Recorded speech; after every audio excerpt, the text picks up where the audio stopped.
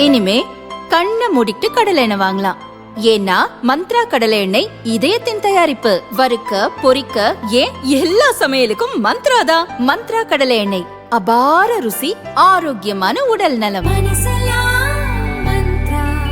India America வர்த்தக ஒப்பந்தம் தொடர்பாக பிரதமர் மோடியை விமர்சனம் செய்யும் திமுக உள்ளிட்ட எதிர்க்கட்சிகளை தமிழிசை விளாசினார். திமுக கூட்டணியை ஆட்டம் காண வைக்க அமித்ஷா வருவார் என்றும் கூறினார். இன்றைய காலகட்டத்தில் தேசிய ஜனநாயக கூட்டணி வெற்றி பெற போகிறது என்பதில் எந்த சந்தேகமும் இல்லை.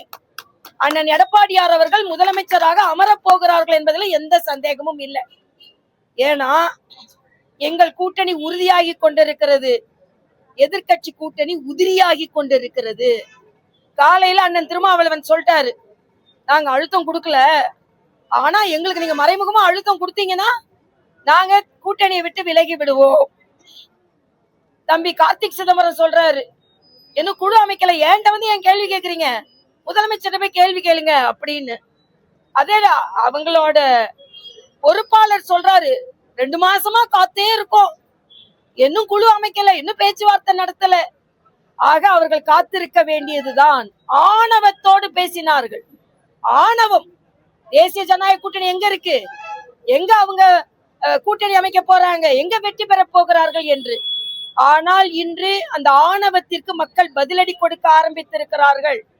இன்னைக்கு இளைஞரணி மாநாடு விருதுநகர்ல நடக்குது. இதற்காகவாவது மக்கள் புறக்கணிப்பார்கள், இளைஞர்கள் புறக்கணிப்பார்கள். எந்த காமராஜர் கல்வியோடு உணவும் கொடுத்தாரோ அவர் அவங்க ஊர்ல வச்சு கேவலப்படுத்தி அசிங்கமா விமர்சனம் செய்து தோற்கடித்து விட்டு அந்த மண்ணில் போய் நீங்கள் எப்படி இங்க இளைஞரணி மாநாடு நடத்துவீர்கள்? ஏன்னா அதெல்லாம் இருக்கிறது, கேவலமா அப்படி கிண்டலா பேசுறாங்களாம். ஆனா இன்றைக்கு சொல்கிறேன், தேசிய ஜனநாயக கூட்டணி வெற்றி பெறும். அதுல வேற நான் கார்ல் மார்க்ஸுக்கு எதுக்கு சிலை என்று கேட்டு இருந்தேன்.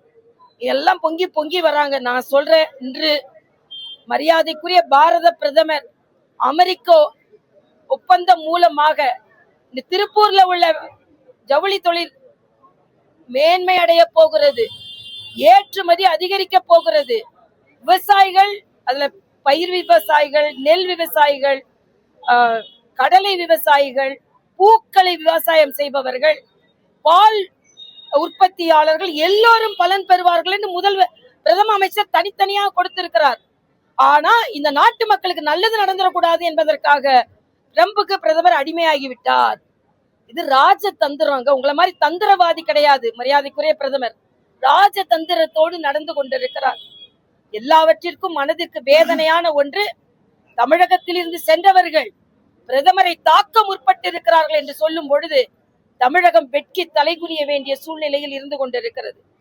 அதனால இன்றைய காலகட்டத்துல தேசிய ஜனநாயக கூட்டணி வெற்றி பெறும்.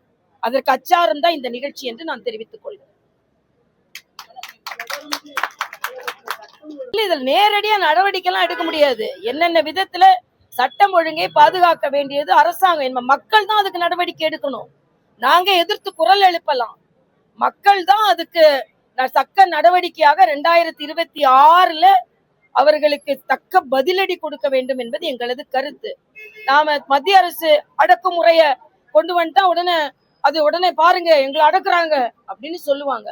அதனால பொதுமக்கள் தான் இதற்கு பதில் சொல்ல வேண்டும். என்ன மிஞ்சி மிஞ்சி போனா 2 மாசம் இருக்கு. அதுக்கு பொதுமக்கள் நல்ல பாதுகாப்பான சட்டம் ஒழுங்கோடு ஒரு ஆட்சி நடக்க இருக்கிறது. இந்த சட்டம் ஒழுங்கிற்கு மக்கள் பதிலடி கொடுப்பார்கள் என்பது எனது கருத்து.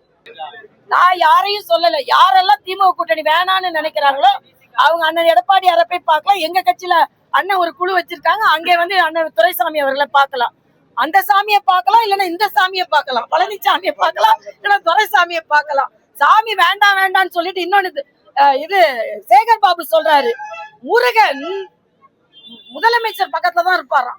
எப்படி பிரதமர் வேண்டுமென்றால் திருப்பரங்குன்றம் போக வேண்டாம், 6 படை வீடுக்கும் போகட்டும்னு உங்க முதலமைச்சரை போக சொல்லுங்க.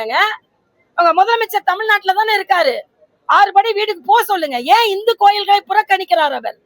அதனால சாமியை புறக்கணிப்பவர்கள், சாமி வேண்டான்னு சொல்லி கொண்டிருப்பவர்களை விட்டு இங்கே உள்ள சாமியை வந்து பார்க்கட்டும்ன்றது எனது கருத்து. இல்ல இப்போதைக்கு இல்ல, வரும்போது சொல்றேன். நாங்க வருவார், கட்டாயம் வருவார். திமுகவை ஆட்டம் காண்பிக்க வைப்பதற்கு அமித்ஷா கிச்சன் வருவாரு. அதனால என்னைக்கு வருவாரு, கவலைப்பட வேண்டாம்.